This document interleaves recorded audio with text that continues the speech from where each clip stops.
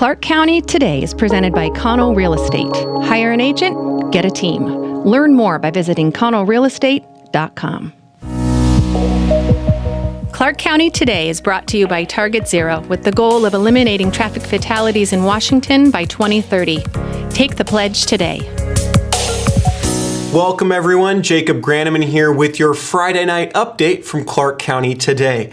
Well, if you're looking to get vaccinated, there are still plenty of chances to do so. As of today, there were still appointments available for next Monday and Tuesday at the Tower Mall Community Vaccination Site in Vancouver. And the state's vaccine locator site shows pharmacies such as Rite Aid and Albertsons and Safeway still have appointments available as well. In fact, we asked Clark County Public Health what would happen if vaccine doses, if they didn't fill all the appointments at their Tower Mall site. They told us that Safeway, which is administering the doses, is careful to only open vials as needed, and they can restore anything that's unused, use it to vaccinate eligible people on a wait list, or administer it in their own store pharmacies. Starting March 31st, nearly 2 million more people in Washington will be eligible when the state moves to tiers 3 and 4 of their vaccine rollout plan.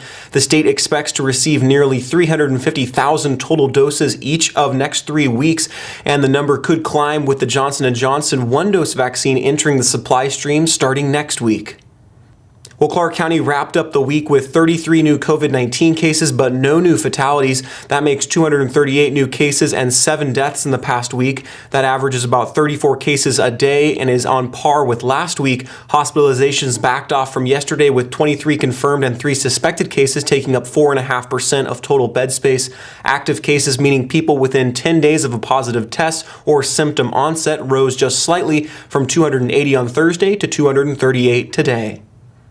The group providing oversight to the Interstate Bridge Replacement Project met earlier this week. They got an update on the community surveys and had discussions regarding the purpose and need statement that defines the project.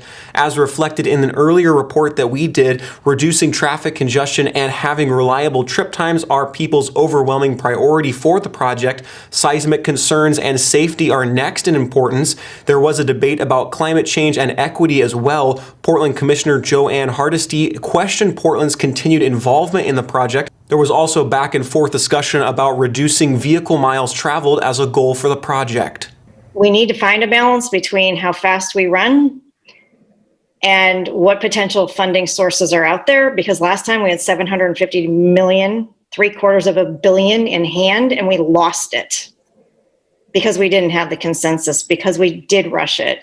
The second part is really on the VMT conversation, and Sean, I completely 100% agree that we need to have a bigger, better conversation as part of our goals and objectives of how we meet our GHG emissions, and EV should definitely be part of that. But I think VMT as a measure is also a really important part of climate change. And in this region, what we've tried to do is reduce the amount of miles that somebody actually has to travel through our land use and our transportation decisions, so that it's not a mode issue necessarily. It is actually, how do we make it so you don't have to drive as far to get where you need to go?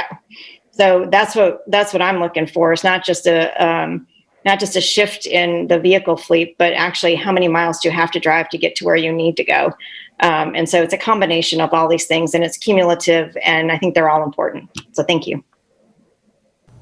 The program administrator, Greg Johnson, said they are focusing on offering people options if people prefer transit or active transportation, meaning walking or biking. His team wants to provide people those choices. Go to clarkcountytoday.com to read our full story. Well, Clark County Today editor Ken Vance shared his latest commentary with us today. Here's Ken with some thoughts. 1 week ago today, Congresswoman Jaime Herrera Beutler was the subject of a story in the New York Times. The story addressed what Herrera Beutler's life has been like since she was one of 10 Republicans in the U.S. House of Representatives to cast a vote to impeach former President Trump. As you might be aware, folks here in her home district have expressed outrage over that vote. 3 candidates have already stepped forward to announce they will seek the seat held by the 6th-term Congresswoman. A few days ago, I stumbled across the New York Times story.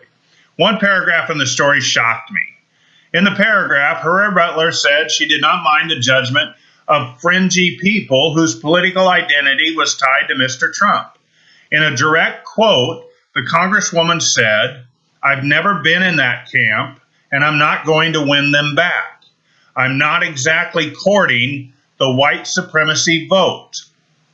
Seeking to understand more clearly what Herrera Beutler meant by her comments, I reached out to Craig Wheeler, the Congresswoman's Washington, D.C. based communications director.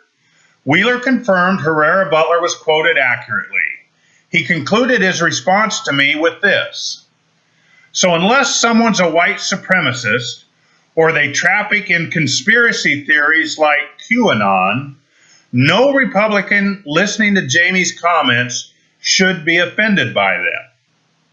I have to admit, I was offended the very first time I read the Congresswoman's comments.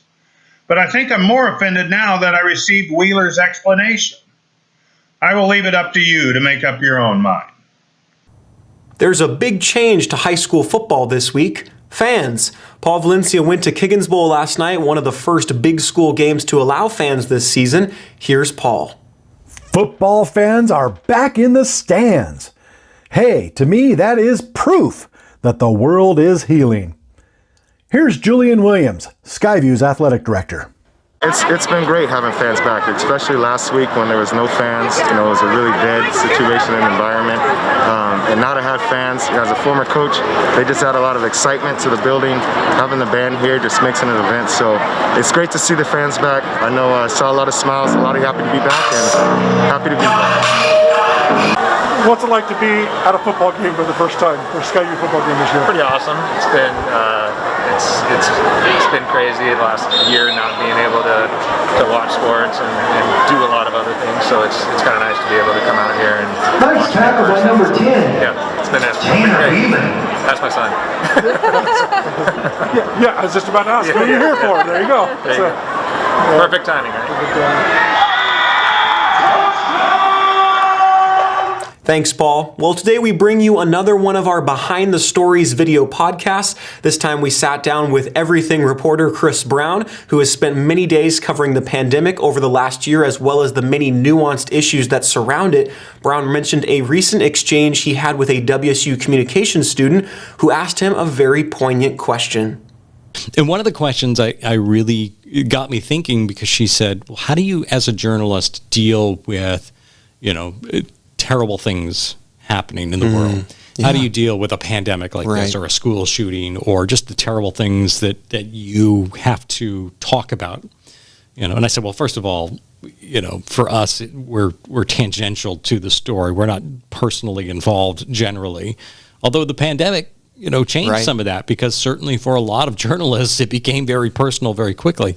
But I said, to me, the difference is that, yes, you can tell the story about the tragedy. You can tell people about the deaths. You can tell people about how many people got sick today, or how many people are out of work, or how many businesses closed down, or how many, whatever. You can talk about all the tragedy, but you also can be part of the solution. You also can talk about the opportunities that are available, or the businesses that have found a way to give back to their communities to thrive. To watch or listen to the full video podcast, you can find it on YouTube or wherever you get your podcasts, like Spotify and Google Play. You can also find the audio version of this show in those same places.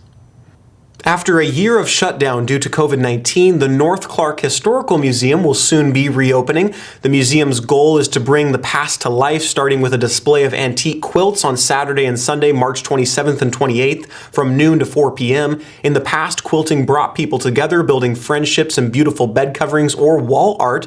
This event evokes memories of the annual quilt show, which has been held in years past. The museum staff and volunteers look forward to sharing old quilts and quilt tops donated by their organizers over the past years. Several members will be bringing prize quilts from their personal collection. The 2021 raffle quilt Prairie Sampler, made by the Chilhatchee Quilters, will be available to view, and tickets will be available to purchase. The museum will reopen to the public on April 10th and will be open on the second and fourth Saturdays of each month. The hours are noon to 4 p.m. Area residents and visitors are encouraged to plan a visit to North Clark County and view the exhibits at the museum.